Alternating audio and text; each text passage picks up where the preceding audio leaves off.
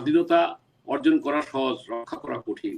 আমরা গণতন্ত্র অর্জন করতে যাচ্ছি, সরকার পরিবর্তন করতে যাচ্ছি, এটাকে কিন্তু রক্ষা করার ব্যাপারটাও আমাদেরকে কোনো যাতে স্যাবোটাইজ না হয় কিংবা তৃতীয় পক্ষ ঢুকে এই যাতে না হয়, এই ব্যাপারে কিন্তু আমাদের ভয়েসটাকে রেজ করতে হবে। তারা কিন্তু খুব ভয় আছে যে যেহেতু সবাই পালাতে পারবে না প্লেনে, তাদের তো মহলায় থাকতে হবে, তাদের তো বাংলাদেশে থাকতে হবে।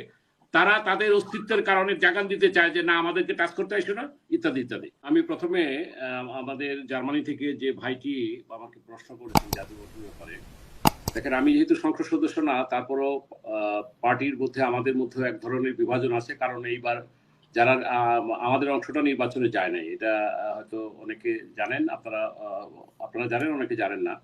যারা জিএম কাদের নেতৃত্বে যারা জাতীয় পার্টির সংসদ আছে আমরা আহ্বান জানিয়েছি তাদেরকে পদত্যাগ করতে। আশা করছি আগামী 24 থেকে 48 ঘন্টার মধ্যে সেই সিদ্ধান্তটা আপনারা জানতে পারবেন। নাম্বার 1।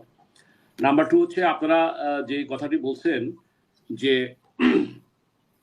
দেখেন কোটা সংস্কার থেকে কিন্তু এখন একটা রাষ্ট্র সংস্কার পর্যায়ে আমরা চলে আসছি, এক দফা দাবিতে চলে আসছি। সময় মতো তারা যে বিলম্বিত সিদ্ধান্তের কারণে তোষামতকারী, অহংকার, দম্ভ এবং মানে আল্লাহ কোরআন পাকে তো বলেছেন, ওই কথা বলতে আমি সময় বেশি নেব না, যে যারা স্বৈরাচারী সরকার, যারা ফেরাউনের সৃষ্টি, উনি কোরআনে সেই ইতিহাস আমরা জানি। সুতরাং আমরা এই আগামী দিনের বাংলাদেশ কিভাবে চলবে তারুণ্যই সিদ্ধান্ত নেবে যে শেখ হাসিনার পতনের পর বাংলাদেশ কিভাবে পরিচালিত হবে। সেখানে আমরা পরামর্শ যেটা দিতে পারি, আমার মনে হয় এখানে দ্বিমত করার কিছু নাই। সেখানে তারা জানে যে যেটা 11 আগে কথা উঠেছিল বাস্তবায়ন হয়নি বিভিন্ন কারণে।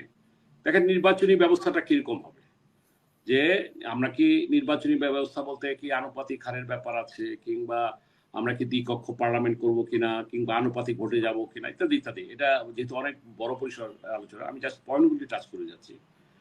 2 নম্বর হচ্ছে যে টার্ম, যেটা আমি কথাটা বলছি এই কারণে যে এই কথাগুলি আসবে কিন্তু এখন, যে একটা পরামর্শের মতো যাবে, জাতীয় সমঝোতা হওয়া দরকার যে এই 5 বছরের যে একটা মেয়াদ, এই মেয়াদকে আমরা 4 বছরে রাখবো কিনা ইয়ের মতো।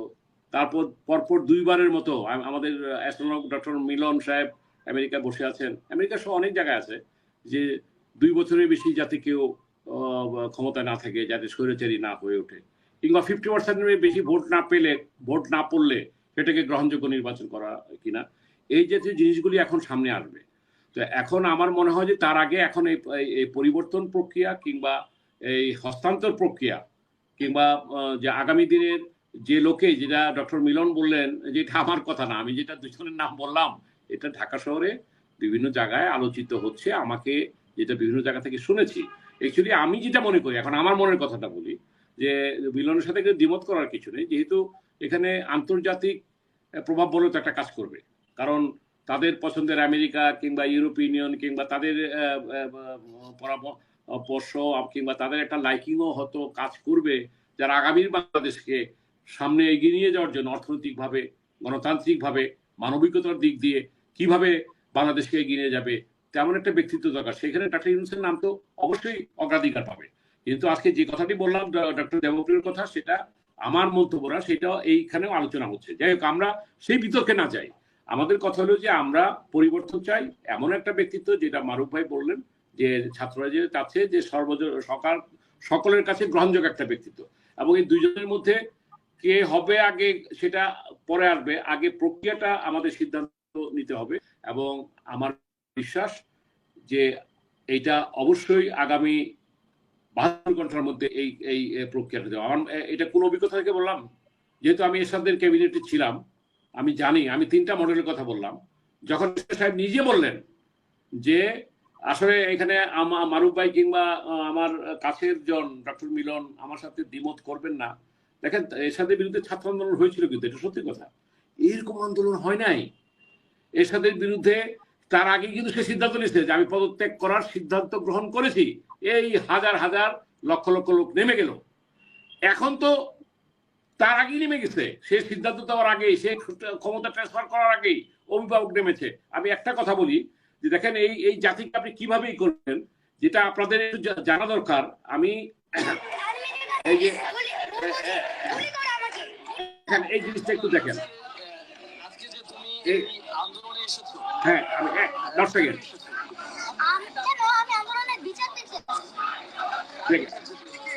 যারা অকারণে শহীদ হয়েছে, অকারণে শহীদ হয়েছে, এখন আমি চাই প্রতিবাদ।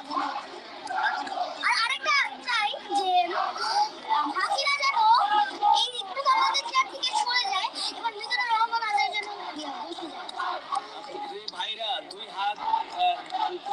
আচ্ছা যাই হোক, এটা আমি দেখানোর উদ্দেশ্য হলো, এটা দেখানোর উদ্দেশ্য হলো যে দেখেন একটা 8 বছরের শিশু সে পর্যন্ত চলে আসছে এই গণজোয়ারে, গণ আন্দোলনে, গণ অভ্যুত্থানে, এই মহাজাগরণে। তো আপনি এইটা তো এখন তো একটা জিনিস কি জানেন, কোনো কারণে যদি আমাদের, আমি এখানে খুব বিনয়ের সাথে বলতে চাই, এখানে ডক্টর মিলন আছেন, মারুফ ভাই আছেন, বোদ্ধা ব্যক্তিরা আছেন, কিংবা অনেক দর্শক আছেন, আমাদের কিন্তু এখানে ওই যে একটা কথা আছে, স্বাধীনতা অর্জন করা সহজ, রক্ষা করা কঠিন। আমরা গণতন্ত্র অর্জন করতে যাচ্ছি, সরকার পরিবর্তন করতে যাচ্ছি, এটাকে কিন্তু রক্ষা করার ব্যাপারটাও আমাদেরকে কোনো যাতে স্যাবোটাইজ না হয়, কিংবা তৃতীয় পক্ষ ঢুকে এই যাতে না হয়, এই ব্যাপারে কিন্তু আমাদের ভয়েসটাকে রেজ করতে হবে। সুতরাং এখানে ডাক্তার মিলনকে অনুরোধ করব, আমি মারুফ ভাইয়ের মতো একজন সজ্জন ব্যক্তি যারা ভ্যালুয়েট করতে পারেন সমাজে চিন্তা চেতনা বক্তব্য দিয়ে, তাদেরকে কিন্তু এই মুহূর্তে অবশ্যই তারুণ্য কিভাবে চলবে আমি স্বীকার করি, কিন্তু তাদেরকেও আমাদের ভয়েসগুলি বলা উচিত যাতে তারাও চিন্তা করে। অবশ্যই তাদের প্রতি আমার ব্যক্তিগতভাবে এখানে আমরা যারা আছি সবাই আস্থা আছে আগামীর বাংলাদেশ কিভাবে চলবে।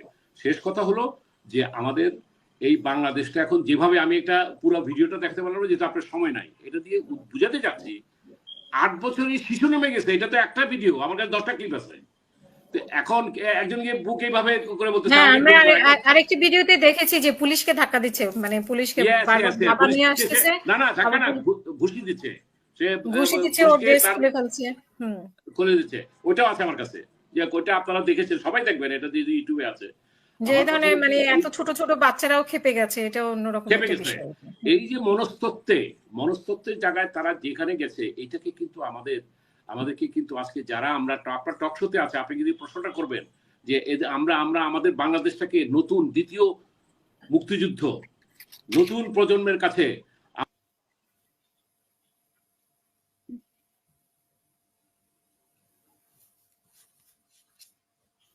গণতান্ত্রিক মূল্যবোধের স্বাধীনতা এবং আমাদের অর্থনৈতিক স্বাধীনতার ক্ষেত্রে যাতে কোনো রকমই না হয়, সেই জিনিসটা যাতে আমরা রক্ষা করতে পারি, এটা আপনি প্রশ্ন করবেন, সবাই সেভাবে একটা সুচিন্তিত মতামত দিবেন। এই বলে আসুন আমরা আগামীর বাংলাদেশকে আমরা একটি ঐক্যমতের জায়গায় নিয়ে যাই। আমাদের হয়তো we are agree to disagree, but একটা জায়গায় আমাকে সহনশীলতার সংস্কৃতি, গণতান্ত্রিক সংস্কৃতি এবং আমরা যাতে অর্থনীতিটাকে আমরা বিকশিত করতে পারি।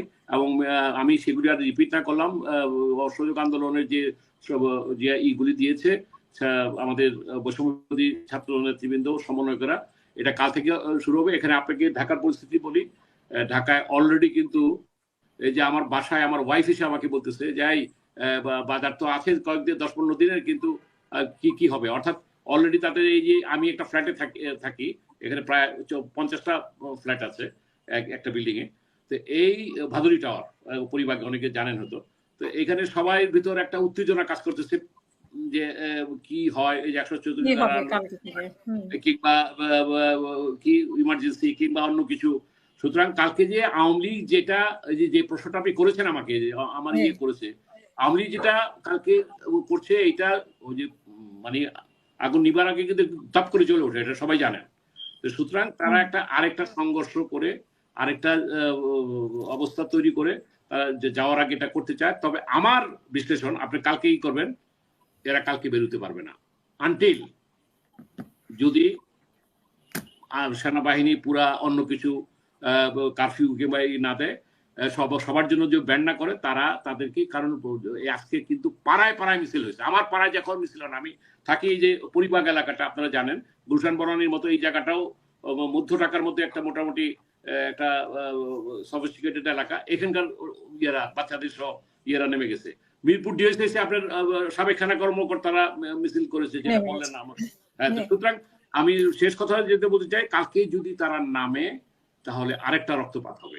এবং এটা কিন্তু এই মবকে আমরা যদি চাইও, যদিও সমন্বয়করা বলেছেন অলরেডি, আমি শুনেছি যে আমরা কোনো ইয়েতে যাব না, এবং আওয়ামী লীগের পক্ষ থেকে বলা হচ্ছে যে আমরা শান্তিপূর্ণ করব, কিন্তু এটা তাদের পক্ষ থেকে কিন্তু এটা আমি বলবো একটা হঠকারী হুমকি কিংবা একটা জিনিস করতে যাচ্ছে, অথবা তারা কিন্তু খুব ভয় আছে যে যেহেতু সবাই পালাতে পারবে না প্লেনে, তাদের তো মহল্লায় থাকতে হবে, তাদের তো বাংলাদেশে থাকতে হবে, তারা তাদের অস্তিত্বের কারণে জাগান দিতে চায় যে না আমাদেরকে টাচ করতে আসো না, ইত্যাদি ইত্যাদি। যাই হোক, শেষ কথা আমার যে আমরা, আমার মনে হয় যে আগামী কয়েকদিন খুবই ইম্পর্টেন্ট, 72 ঘন্টা। আই রিপিট, এটা কিন্তু আমার কোনো ইনফরমেশন, আমার অভিজ্ঞতা থেকে আমার মনে হয় এখানে দুইজনের চেয়ে বয়সের 2-4 বছরের হইলেও আমি হয়তো একটু বড়, আমার সেই intuition, six sense, 72 hours is very crucial for the nation. এটা হলো আমার মানে সেন্সে যেটা বলে। মেবি 3 দিন 4 দিন 5 দিন 7 দিন সময় লাগতে পারে। এরশাদ পদত্যাগের ঘোষণা দেওয়ার পরও 3 তারিখে ঘোষণা দিয়েছে, সে 6 তারিখে হ্যান্ড ওভার করছে। তো এখানে প্রক্রিয়ার একটা টাইম লাগতে পারে। But again I repeat, 72 hours is very crucial for the country. ভালো থাকেন, সুস্থ থাকেন, শান্তিতে থাকেন।